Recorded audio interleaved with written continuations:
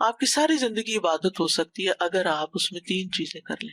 سب سے پہلی بات یہ کہ ارادہ، آپ کا اس کام کے کرنے کا ارادہ ہو، سچا ارادہ کہ میں یہ کروں گا. کوئی بھی نیکی کا کام ہے تو آپ ارادہ کرتے ہیں پہلے، پھر اس میں سستی نہیں کرتے، اس میں تاخیر نہیں کرتے، ڈیلے نہیں اس کو کرتے، ٹائم پر کرتے ہیں. دوسری چیز ہے اخلاص، کہ صرف اللہ کے لیے اس کو کرتے ہیں، شو آف نہیں کرتے، بندوں سے فائدہ اٹھانے کے لیے نہیں کرتے، بندوں میں نیک نام بننے کے لیے نہیں کرتے.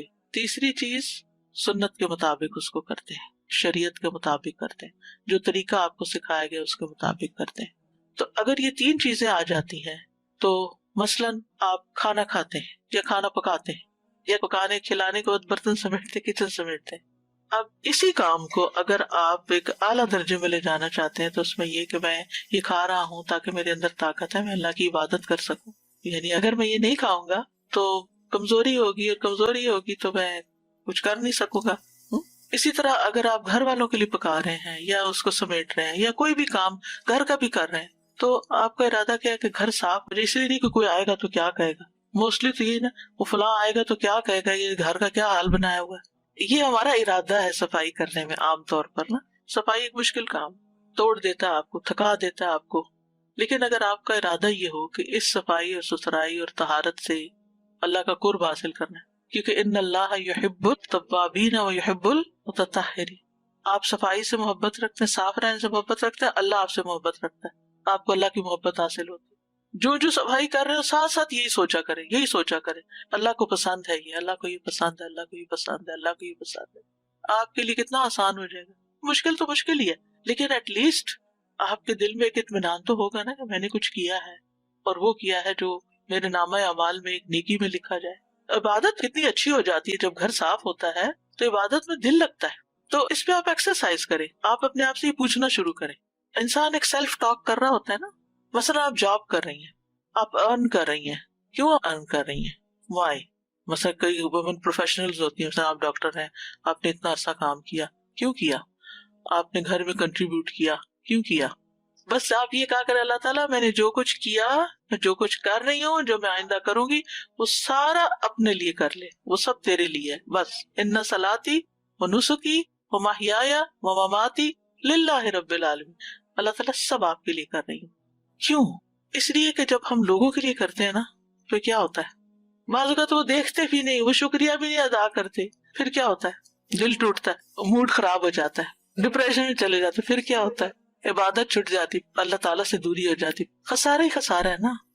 تو ہمارے دین نے ہمیں وہ بنیاد دی ہے، وہ موٹیویشن دی ہے کہ جس کی وجہ سے ہم موسٹ پروڈکٹیو انسان رہیں، اپنی زندگی میں بہت کچھ کر جائیں. کوئی ہمیں کچھ دے یا نہ دے، اٹ ڈزنٹ میٹر، یہ ہمیں کوئی فرق نہ پڑے اس سے، کیونکہ ہم سب کچھ اللہ سے مانگتے. اب ایک اور طرح اس کو دیکھیں، جو ہمیں اللہ تعالیٰ دے سکتے ہیں ریوارڈ، چاہے دنیا کا یا آخرت کا، وہ بڑا ہے یا کوئی بندہ جو ہمیں دے گا. بندے سب فقیر ہیں، ان سے کیوں توقع رکھیں کہ وہ ہمیں کچھ دیں؟ وہ نہیں دے سکتے، وہ آپ کی ایکسپیکٹیشن پہ پورا اتر ہی نہیں سکتے کیونکہ وہ ویک ہے.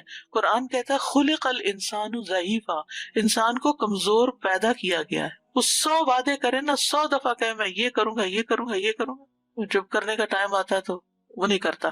پھر آپ ناراض ہوتے ہیں، پھر آپ غصہ کرتے ہیں، پھر آپ فرسٹریشن میں آتے ہیں. آپ نے غصہ کیا، امیج کس کا خراب ہوا؟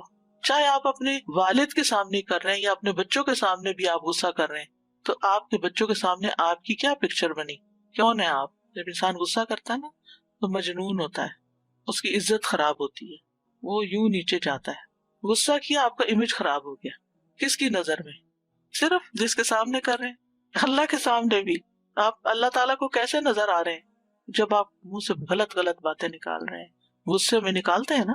میں نے بہت انالائز کیا اس چیز کو کہ جب میں غصہ کرتی ہوں یا وہ غصے کی حالت میں کوئی بات کہتی ہوں تو ایک ذلت کی بات ہوتی، اپنی نگاہوں میں گر جاتی، کیا کیا ہے. خود ہی گلٹ آتا ہے نا بعد میں، مجھے نہیں یہ کرنا چاہیے تھا، یہ کیا کیا میں نے. انسان اپنی نگاہوں میں گرتا ہے، جس کے ساتھ غصہ کرے اس کی نگاہوں میں گرتا ہے، اللہ کی نگاہ میں گرتا. حاصل کیا؟ اچھا پھر غصہ آیا کیوں؟ اسی لیے تو آیا کہ میں نے کسی سے ان ریئلسٹک ایکسپیکٹیشن رکھی تھی، اس نے اس کو پورا نہیں کیا، لہٰذا میں ناراض ہو گئی. اب اس کو تو کوئی تکلیف ہوگی یا نہیں، لیکن اپنے آپ کو کتنی زیادہ تکلیف شروع ہو جاتی. ایکسپیکٹیشن برنگز فرسٹریشن، کیونکہ جس چیز پہ ہم بوجھ ڈال رہے ہیں وہ اس کے قابل ہی نہیں. یعنی انسان کو اللہ نے عقل دی ہے نا، تو عقل تو استعمال کرنے کی چیز ہے. تو اگر ایسے مواقع پہ ہم عقل استعمال نہیں کرتے تو پھر کب کریں گے؟ کہ جس بندے پہ میں کوئی بوجھ ڈال رہی ہوں وہ یہ بھی کر دے میرے لیے، وہ یہ بھی سوچے، وہ یہ بھی کرے، کیا وہ اس قابل بھی ہے یا نہیں؟ اور اگر وہ نہیں ہے تو پھر تو خود بھی ٹوٹوں گی، اس کو بھی توڑوں گی، حاصل کچھ نہیں ہوگا. اور پھر ہم یہ کیوں چاہتے ہیں کہ یہی بندہ کرے ہمارے لیے؟ Why that particular person? ہم اسی کے پیچھے کیوں پڑ گئے؟ مسئلہ ہمارے اندر ہے نا، کہ ہم نے اس کو اپنی ساری دنیا بنا کے اس کو پوجنا شروع کیا ہوا. دس از ورشپ. یاد رکھیے ایک اور بات، جس سے ہم زیادہ محبت کرتے ہیں نا اس سے ہم توقع رکھتے ہیں. جب ہم اللہ سے زیادہ کسی بھی انسان سے یا مال سے یا اولاد سے کسی بھی چیز سے محبت کرتے ہیں نا، اللہ تعالیٰ ہمیں اسی سے توڑتا ہے، اسی کے راستے ہمیں تکلیف پہنچاتا ہے، تاکہ ہم ہوش میں آئیں کہ کوئی بھی اس قابل نہیں ہے کہ جس کو ہم اللہ سے زیادہ پیار کریں. کوئی بھی اس قابل نہیں. عبادت کی تعریف کیا ہے؟ الخضوع والتذلل مع کمال الحب والتعظیم، یعنی اللہ کے آگے عاجزی کمال حب کے ساتھ، یعنی کمپلیٹ محبت کے ساتھ. یہ نہیں کہ اچھا اللہ تعالیٰ آپ نے کہا ٹھیک ہے میں کر لیتی ہوں، اللہ اکبر، یہ نہیں. کمال محبت، بہت محبت کے ساتھ اور عزت کے ساتھ، تعظیم کے ساتھ. کیونکہ محبت جو ہے نا وہ رسپیکٹ بھی ڈیمانڈ کرتی ہے. وہ محبت سچی محبت نہیں ہوتی جس میں رسپیکٹ نہیں ہوتی، وہ لسٹ ہوتی ہے، جو ہماری اپنی خواہشات ہوتی ہیں، ہم صرف وہ پورا کرنا چاہتے ہیں، اور جب دوسرا شخص ہماری وہ خواہشات نہیں پوری کرتا ہمارا موڈ آف ہو جاتا ہے. تو اگر اللہ سبحانہ تعالیٰ سے سچی محبت ہے تو اس میں رسپیکٹ ساتھ ہوگی.